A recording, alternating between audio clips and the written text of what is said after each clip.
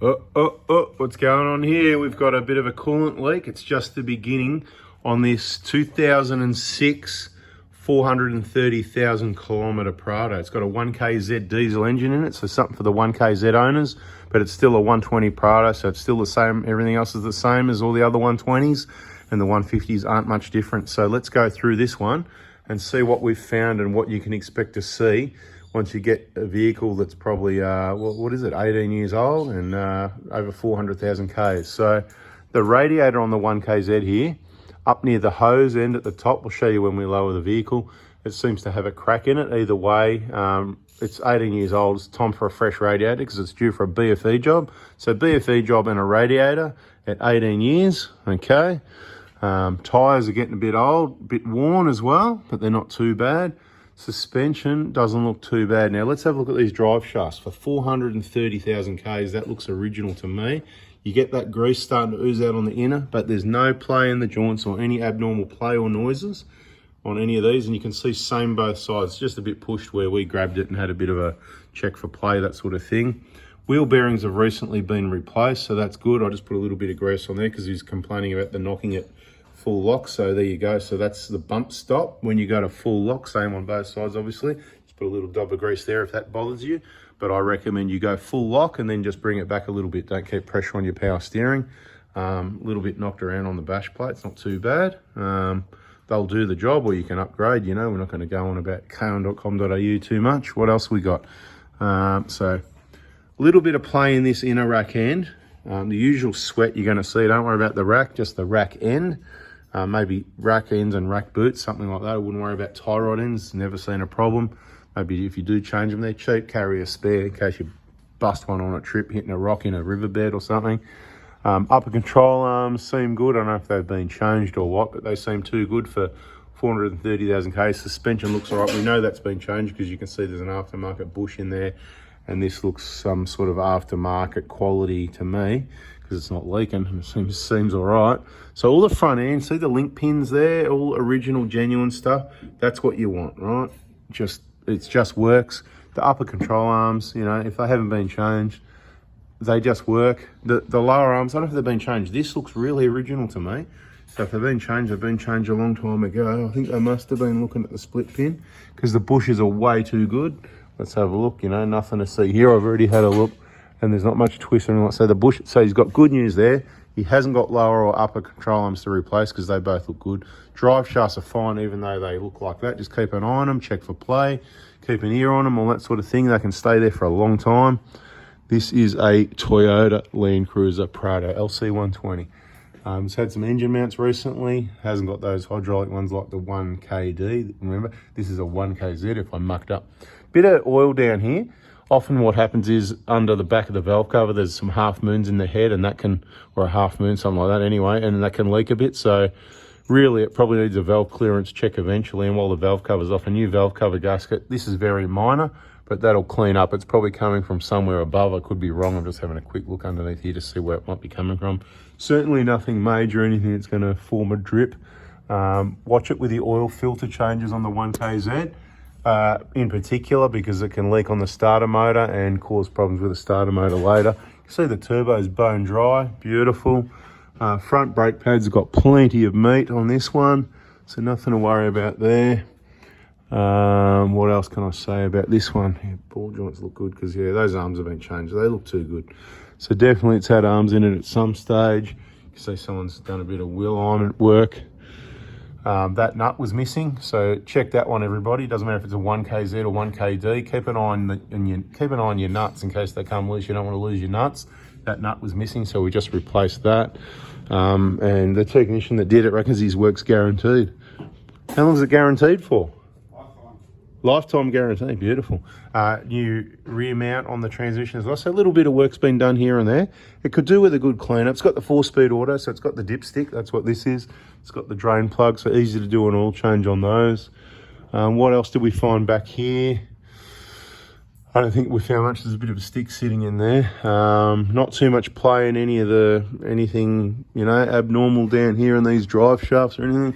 The fuel filler hose has still got a bit of softness to it. The rear pads, they're probably about 30-40%. So it's time to order your pads and rotors, because these ones are done some Ks. I'm just looking at the surface of the rotor, see that there.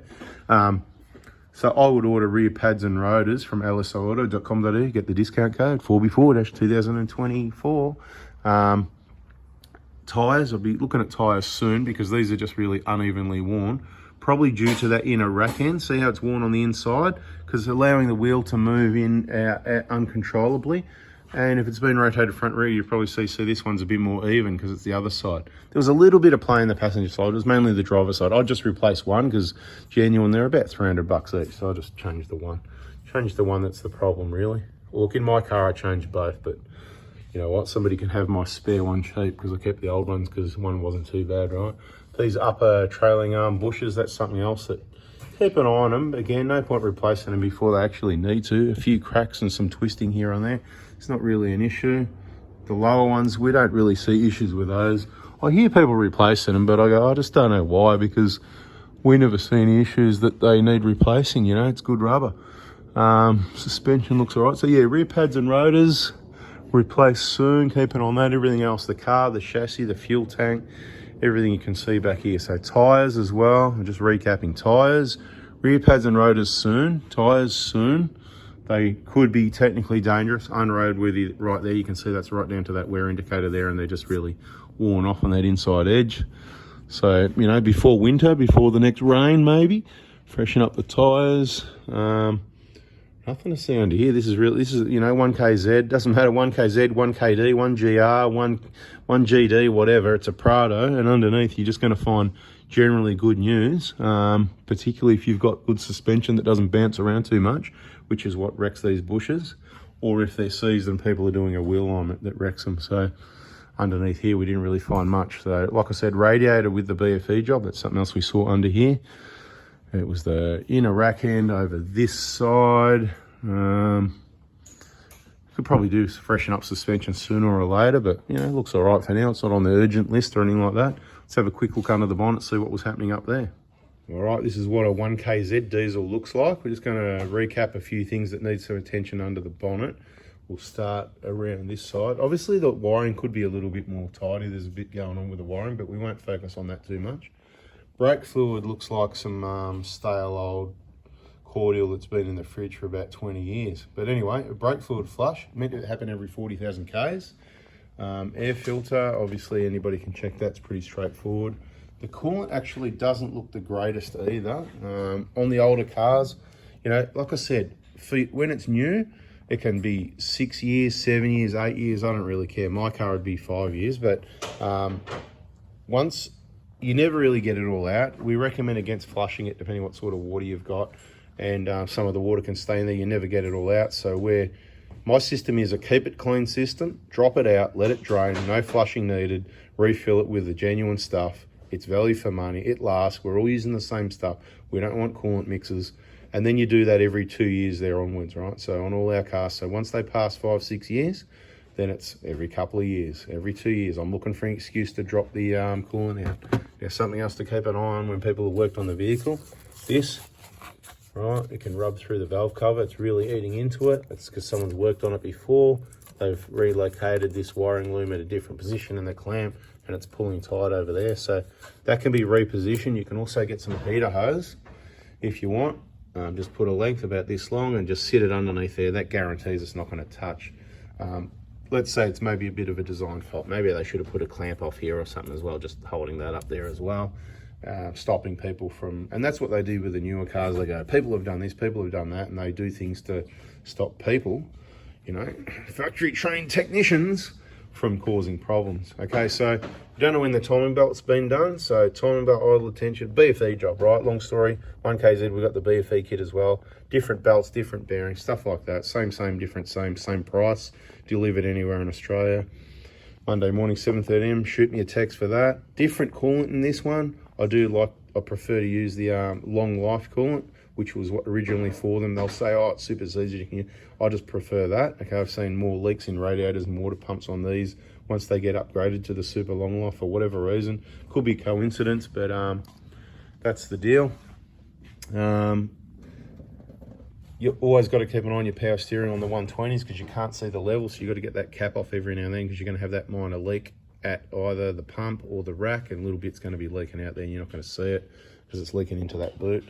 Like I said, this radiator, to me, you can see it running down the side. To me, it looks very suspicious. Normally they leak on the seam at the O-ring and that, but this one, it looks very suspicious that if I even wiggle this a little bit, you can see that wetness there right in the middle of the picture, can't you, right? So this radiator is happened to be cracked at the hose. So this is just waiting for a catastrophic failure. This radiator replacement's the most urgent thing on the vehicle because you could be driving down the Great Ocean Road going to Apollo Bay and this engine, diesel, creating heat and it's under pressure. Like these radiator, it'll be, you know, under pressure, it's, you know, and it's just waiting for that to pop off, and that'll pop off. It'll all happen pretty quickly. You'll lose all your coolant really quickly from there when you're traveling at, you know, 80 or 100 k's along the Great Ocean Road, enjoying those views, Cape Patton Lookout, beautiful, right? And guess what? This thing will get cooked and you'll need a new one, and it'll be 10 grand, 15 grand, 20 grand, who knows, depends where you go. And all of a sudden, it won't be worth not getting that radiator in there ASAP. So this is the most important thing that I can see. I will do the radiator replacement as part of the BFE job, absolutely. And of course, the other thing is the glow plugs. We don't know if they've ever been touched. We've said every 100,000 Ks we recommend a replacement on the 1KZ engine. You've got to be very careful. The tips can fall off. They probably have some of them or all of them. So we need to be very careful.